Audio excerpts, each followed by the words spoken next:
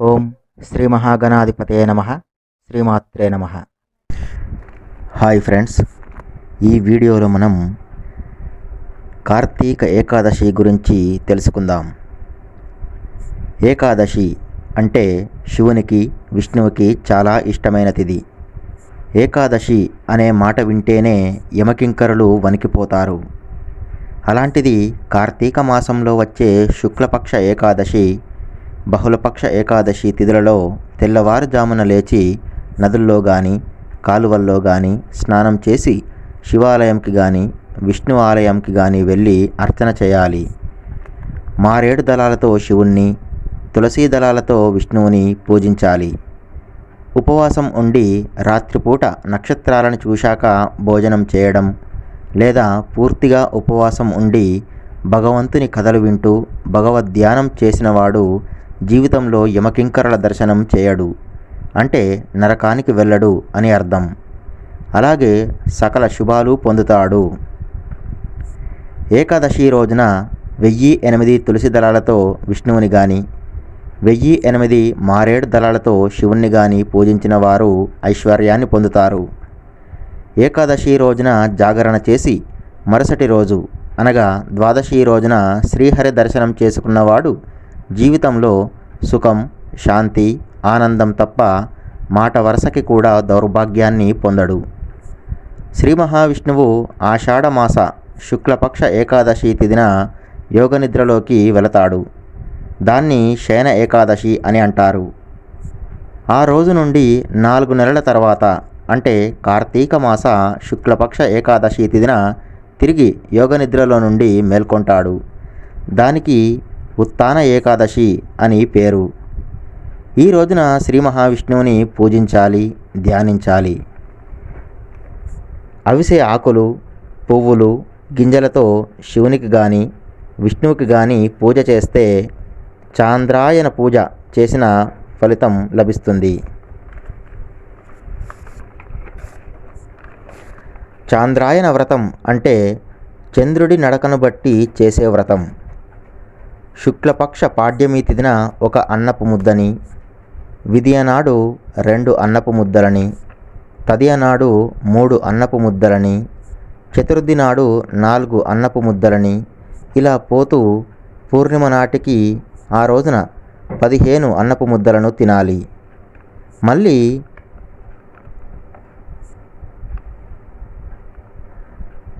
తర్వాత రోజైనటువంటి కృష్ణపక్ష పాడ్యమి రోజు 14 అన్నపు ముద్దలని, విదియనాడు 13 అన్నపు ముద్దలని, తదియనాడు 12 అన్నపు ముద్దలని, ఇలా తగ్గించుకుంటూ పోవాలి. అంటే చివరికి అమావాస్య రోజున ఏమీ తినకూడదు. ఇలా ఉంటూ శివుణ్ణి కానీ విష్ణువుని కానీ పూజించే ఆ వ్రతాన్ని చాంద్రాయణ వ్రతం అని అంటారు. ఇక్కడ ఒక గమనిక. అన్నపు ముద్ద అంటే ఇక్కడ మనం తినే అంత పరిమాణం కలిగిన ముద్ద కాదు. కేవలం నెమలి కన్ను ఎంత ఉంటుందో ఆ పరిమాణంలో ఉన్నటువంటి అన్నపు ముద్దను మాత్రమే ఒక ముద్దగా తీసుకోవాలి. ఇలా చేయాలంటే ఎంత కష్టమో కదా. మరి అంతటి కష్టమైన చాంద్రాయణ వ్రతం చేసిన ఫలితాన్ని పొందాలంటే కేవలం కార్తీక మాస ఏకాదశి తిథిన ఉదయం స్నానం చేశాక శివుణ్ణి కానీ విష్ణువుని కానీ అవిసె పువ్వులతో పూజిస్తే ఆ చాంద్రాయణ వ్రతం చేసిన ఫలితం వస్తుంది. ఇక ఈ రోజున చెప్పుకోవలసినటువంటి ఒక కథ ఉంది. అది చెబుతాను, శ్రద్ధగా వినండి. జనక మహారాజుతో వశిష్ఠ మహర్షి కార్తీక మాస మాహాత్మ్యాన్ని తెలుపుతూ చెప్పిన కథలలో ఇవాళ ఇప్పుడు చెప్పే కథను వినాలి. ఈ కథను విన్నంత మాత్రం చేతనే పాపాలు అన్నీ కూడా తొలగిపోతాయి. ఆ కథను చెప్తున్నాను, శ్రద్ధగా వినండి. పూర్వం కళింగ దేశం అంటే ఇప్పుడు ఒరిస్సా అన్నమాట. అందులో మందరుడు అనే పేరు గల ఒక బ్రాహ్మణుడు ఉండేవాడు. అతడు స్నాన సంధ్యావందనాదులు విడిచిపెట్టి ఇతరులకు కూలి పనులు చేసేవాడు. అతనికి మంచి గుణములు కలిగినటువంటి సుశీల అనే భార్య కలదు. ఆమె పతివ్రత. కానీ మందరుడు దుర్గుణములు కలవాడు. అయినా కూడా సుశీల అతన్ని ద్వేషించకుండా ఉండేది. కొంతకాలం తర్వాత మందరుడు జీవనోపాయం తెలియక కూలీ జీవనం కష్టంగా అనిపించి అడవిలో ప్రయాణించే వారిని దారిలో ఆపి కత్తి చూపించి బెదిరించి వారి దగ్గర నుండి ధనం తీసుకుంటూ కొన్ని రోజులు గడిపాడు. అలా తన కుటుంబాన్ని పోషించాడు. ఈ మందరుడు రోజులాగే అడవిలో దారి కాచి ఉన్నాడు. అప్పుడు ఒక బ్రాహ్మణుడు ఆ మార్గంలో వస్తున్నాడు. అతన్ని ఈ మందరుడు పట్టుకుని మర్రి చెట్టుకు కట్టేసి అతని దగ్గరున్నటువంటి డబ్బు అంతా కూడా తీసుకున్నాడు. అప్పుడే ఒక క్రూరమైన కిరాతకుడు వచ్చి ఆ మందరుణ్ణి, ఆ చెట్టుకు కట్టబడి ఉన్నటువంటి ఆ బ్రాహ్మణుణ్ణి, వీరిద్దరిని చంపి ఆ ధనాన్ని తీసుకుని వెళ్ళిపోయాడు. అప్పుడు ఒక పులి అతన్ని చంపడానికి ప్రయత్నించింది. అప్పుడు ఆ కిరాతకుడు దానితో పోట్లాడాడు. ఆ ప్రయత్నంలో పులి అతన్ని చంపింది. ఆ చంపే లోపలే వాడి దగ్గర ఉన్నటువంటి కత్తితో పులిని పొడిచాడు. దాంతో పులి, ఆ కిరాతకుడు ఇద్దరూ కూడా చనిపోయారు. ఇప్పుడు మొత్తం అక్కడ మందరుడు, ఒక బ్రాహ్మణుడు, ఈ కిరాతకుడు, పులి, మొత్తం నలుగురు చనిపోయి ఉన్నారు. వీరందరూ కూడా యమలోకానికి పోయి కాలసూత్రం అనే నరకంలో నరక బాధలు అనుభవిస్తున్నారు.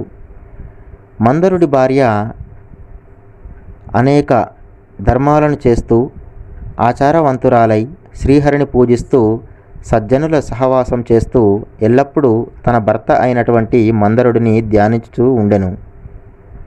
ఒక రోజున ఒక యతీశ్వరుడు హరినామస్మరణ చేస్తూ సుశీల ఇంటికి వచ్చాడు. అప్పుడు ఆమె అతనికి భిక్ష పెట్టి, మీరు మా ఇంటికి రావడం వల్ల నేను తరించాను. మీలాంటి వారి దర్శనం దుర్లభం. నా భర్త ఇంటి వద్ద లేడు. నేనొక్కదాన్నే పతిధ్యానం చేస్తున్నాను అని చెప్పింది. ఆమె అలా చెప్పగానే ఆ యతీశ్వరుడు ఆమెతో, అమ్మా, ఈరోజు కార్తీక పూర్ణిమ, మహాపర్వదినం. ఈ రోజున సాయంత్రం హరిసన్నిధిలో మీ ఇంట్లో పురాణ పఠనం జరపాలి. దానికి దీపం కావాలి. నూనె నేను తెస్తాను. కాబట్టి నువ్వు వత్తిని చేసి ఇవ్వు అని అన్నాడు. అప్పుడు ఆమె ఆ యతీశ్వరుడు చెప్పినట్లుగా ఆవు పేడను తెచ్చి తన ఇల్లు చక్కగా అలికి అందులో 5 రంగులతో ముగ్గులను పెట్టి ఆ తర్వాత దూదితో 3 వత్తులను చేసి నూనెతో యతీశ్వరుడి దగ్గర పెట్టింది. అప్పుడు ఆయన ఆ దీపాన్ని శ్రీహరి ముందు వెలిగించి శ్రీహరిని పూజించాడు. ఆ సుశీల తన చుట్టుపక్కల ఉన్నటువంటి ఇండ్లలోనికి పోయి వారిని పురాణం వినడానికి రమ్మని చెప్పి వచ్చింది. ఆమె, ఆ వచ్చిన వారందరూ కూడా శ్రద్ధగా పురాణం విన్నారు. ఆ తర్వాత యతీశ్వరుడు వెళ్ళిపోయాడు. కొంతకాలానికి శ్రీహరి ధ్యానం వల్ల జ్ఞానాన్ని సంపాదించుకొని సుశీల మరణించింది. అప్పుడు శంఖ చక్రాంకితులు, చతుర్బాహువులను, పద్మాక్షులను, పీతాంబరధారులైనటువంటి విష్ణుదూతలు విమానం తీసుకుని వచ్చి అందులో ఆమెను ఎక్కించి జయ జయ ధ్వనులతో చప్పట్లు కొడుతూ చాలామంది వెంటరాగా వైకుంఠలోకానికి వెళ్తుంది. అలా పోతూ ఉన్నటువంటి తనకి మార్గమధ్యంలో నరకాన్ని చూసి అక్కడ తన భర్త కనిపించడంతో ఆశ్చర్యం పొంది విష్ణుదూతలతో, ఓ విష్ణుదూతలారా, కాసేపు ఉండండి. ఈ నరకంలో నా భర్త ముగ్గురితో పడి ఉండటానికి గల కారణం ఏమిటి చెప్పండి అని అంది. అప్పుడు విష్ణుదూతలు, వీడు నీ భర్త. ఇతడు కూలి పని చేసి దొంగతనం చేసి పరుల ధనాన్ని అపహరించాడు. వేదోక్తమైనటువంటి ఆచారం వదిలి దుర్మార్గపు పనులు చేశాడు. అందువల్ల వీడు నరకంలో ఉన్నాడు. ఇక ఈ రెండవ వాడు బ్రాహ్మణుడు. వీడు మిత్రద్రోహి, మహాపాతకుడు. వీడు బాల్యం నుండి మిత్రుడైనటువంటి వానిని చంపి వాడి దగ్గర ఉన్నటువంటి ధనాన్ని అపహరించి వెళ్తూ ఉండగా నీ భర్త చేత బంధించబడ్డాడు. అందువల్ల వీడు నరకంలో ఉన్నాడు. ఇక ఈ మూడవ వాడు కిరాతకుడు. వీడు నీ భర్తను, ఆ బ్రాహ్మణుణ్ణి ఇద్దరినీ కూడా చంపాడు. కాబట్టి నరకంలో ఉన్నాడు. ఇక ఈ కిరాతకుడు, పులి ఒకరితో ఒకరు పోట్లాడి చనిపోయారు.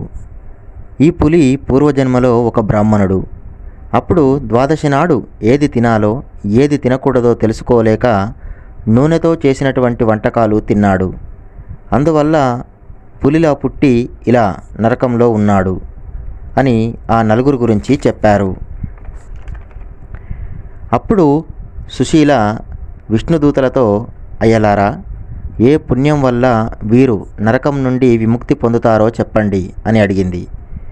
ఆ మాటలు విన్నటువంటి విష్ణుదూతలు, అమ్మా, కార్తీక మాసంలో నీ చేత చేయబడిన పుణ్యంలో పురాణ శ్రవణ ఫలితాన్ని నీ భర్తకు ఇవ్వు. దాంతో నీ భర్తకి విముక్తి కలుగుతుంది. ఆ పురాణం వినడానికై దీపముకి నువ్వు సమర్పించినటువంటి 3 వత్తుల పుణ్యాన్ని ఈ కిరాతకుడికి, పులికి, ఆ బ్రాహ్మణుడికి ఇవ్వు. దానివల్ల వారు కూడా విముక్తులవుతారు అని చెప్పారు. సుశీల విష్ణుదూతల మాటలు విని ఆశ్చర్యం పొంది తాను చేసినటువంటి పుణ్యంలో కొంత భాగాన్ని వారికి దారపోసింది. దానివల్ల వారు నరకం నుండి విముక్తులై ఆ దివ్య విమానం ఎక్కి సుశీలను పొగుడుతూ మహాజ్ఞానులు పొందే అటువంటి ముక్తి పదమునకు వెళ్ళారు. కాబట్టి కార్తీక మాసంలో పురాణ శ్రవణం చేసేవారు హరిలోకమందు ఉంటారు. ఈ వీడియో మీకు గనక నచ్చినట్లయితే ఈ వీడియోని లైక్ చేయండి, కామెంట్ చేయండి, షేర్ చేయండి. అలాగే మా ఛానల్ని సబ్స్క్రైబ్ చేసుకుని పక్కనే ఉన్నటువంటి బెల్ సింబల్ని నొక్కి ఆల్ అనే ఆప్షన్ని ఎంచుకోండి.